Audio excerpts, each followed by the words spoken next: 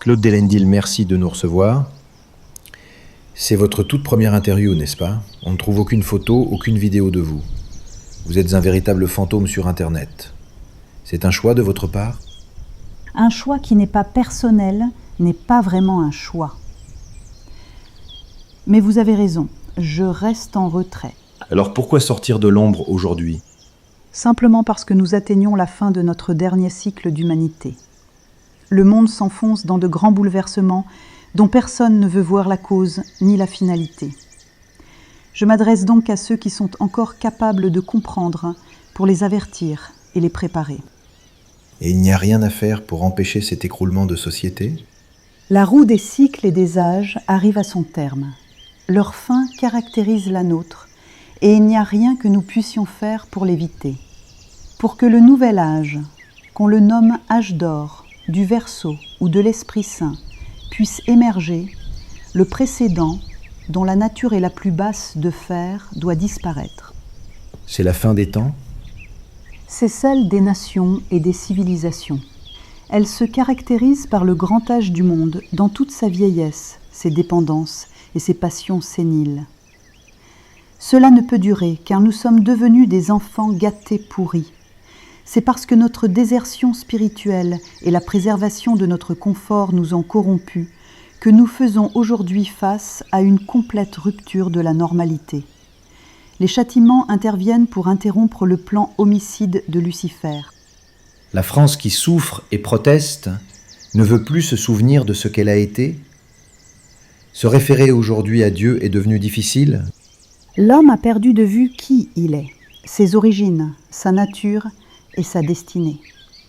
Lui qui ne jure que par la science refuse de voir que l'organisation de l'univers, régie par la physique et la chimie, relève d'une volonté supérieure.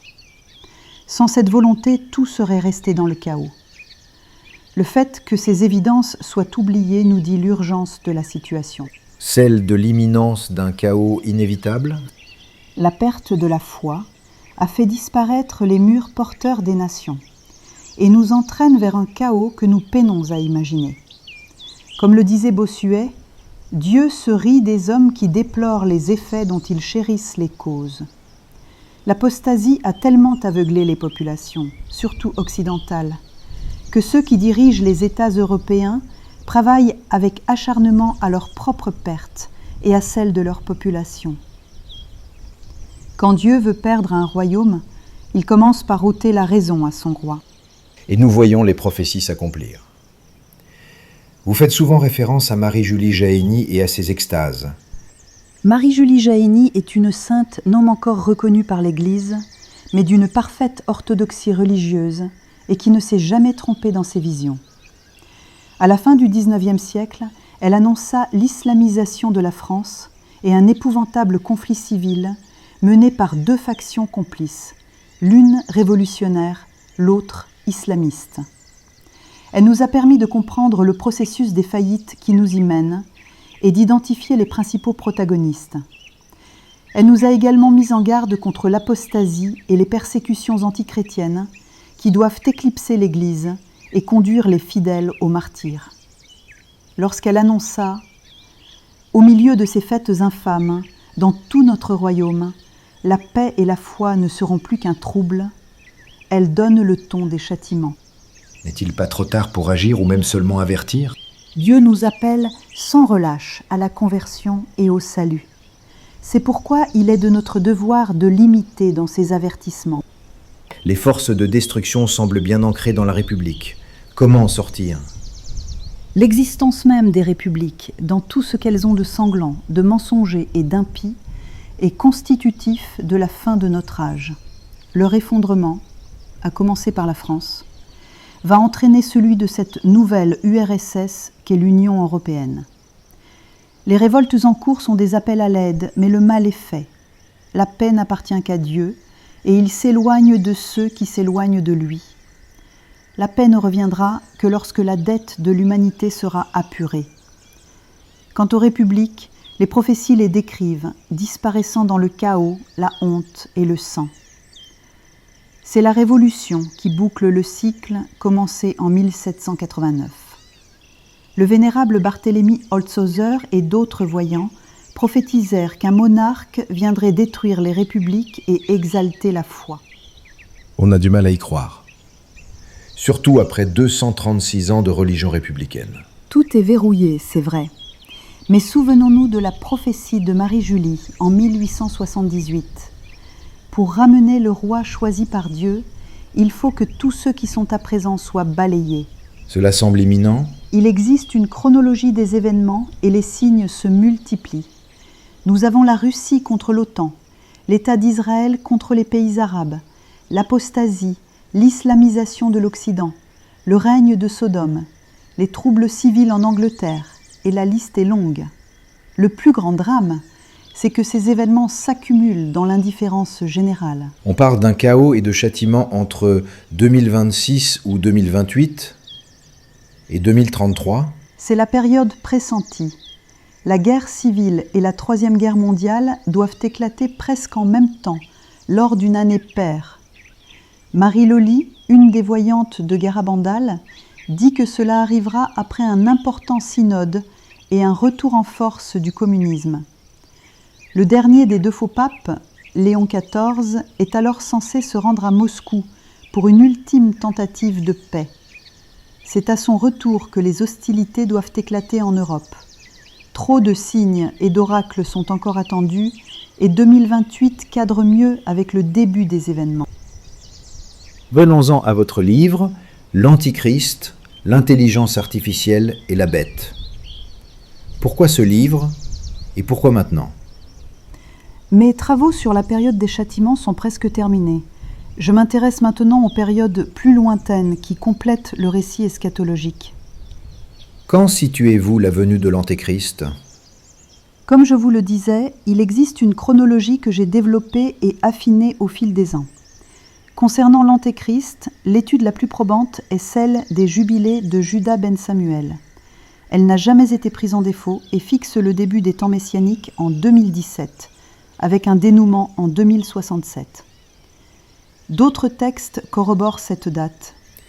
Vous faites un lien entre l'intelligence artificielle et ce messianisme totalitaire. Ce n'est pas un peu complotiste ? Ce ne sont pas les complotistes qui m'inquiètent, mais les comploteurs. Ceux qui ont théorisé la construction d'un monde utopique en éliminant une partie de l'humanité. L'IA est une nouvelle ruée vers l'or, mais elle s'accompagne d'un plan visant à établir notre obsolescence. Épidémies, guerres, avortements, injections toxiques et euthanasie sont les meilleurs moyens d'éliminer les victimes de ce populicide silencieux. L'IA est la bête de l'Apocalypse ? Oui, elle l'est. Le nom AI véhicule des promesses de prodiges technologiques et de vie simplifiée. Mais ce n'est pas un simple outil. C'est un levier de pouvoir planétaire, une proto-bête qui envahit déjà nos vies. Vous affirmez aussi qu'il s'agit d'une falsification spirituelle. L'Apocalypse annonçait que la bête parlerait et qu'elle serait l'objet d'une adoration. L'intelligence artificielle se fait confidente, thérapeute, guide. Elle parle comme une personne, mais n'en est pas une. C'est une contrefaçon de l'altérité. L'homme croit combler sa solitude en se confiant à une machine sans âme. En la présentant comme un esprit numérique, certains veulent lui donner la place du Saint-Esprit. C'est une parodie luciférienne. La dynamique est là aussi irréversible ? La destruction de l'humanité a déjà commencé. Bien peu en sont conscients. Avec l'intelligence artificielle, le seul choix possible est de se fixer des limites. Refuser son signe est une œuvre de salut. C'est l'ultime frontière pour conserver notre humanité. N'acceptez jamais la fusion de l'humain et de la machine. D'autres ont cru voir un lien entre l'Antéchrist et les événements de leur temps. Pourquoi auriez-vous plus de flair que les exégètes qui vous ont précédés ? L'Apocalypse est peuplé de créatures fantasmagoriques et d'une symbolique longtemps restée mystérieuse. Les anciens ne pouvaient par exemple pas concevoir les technologies dont nous bénéficions aujourd'hui. Si l'intelligence artificielle avait existé, le lien avec l'intelligence dont il est question dans la Genèse et l'Apocalypse les aurait certainement alertés. Nous avons aujourd'hui un tel faisceau d'indices, contextuels, structurels, prophétiques, que le doute n'est plus permis. Alors nous sommes fichus? Si Dieu n'intervenait pas, oui, certainement. Satan finirait par détruire jusqu'à la nature de l'homme. Il utilise l'ancienne séduction qui a provoqué la chute d'Adam et Ève, celle d'une connaissance permettant à l'homme de devenir omniscient et immortel, sans Dieu et destiné à le surpasser. Tel sera l'Antéchrist. Fort heureusement, nous connaissons le dénouement de cette tragédie d'apostasie et de mensonge grâce aux prophéties. Sainte Hildegarde nous rapporte la vision qu'elle eut de sa fin. Quand le fils de perdition aura accompli tous ses desseins, il rassemblera ses croyants et leur dira qu'il veut monter au ciel. Au moment même de cette ascension, un coup de foudre le terrassera et le fera mourir.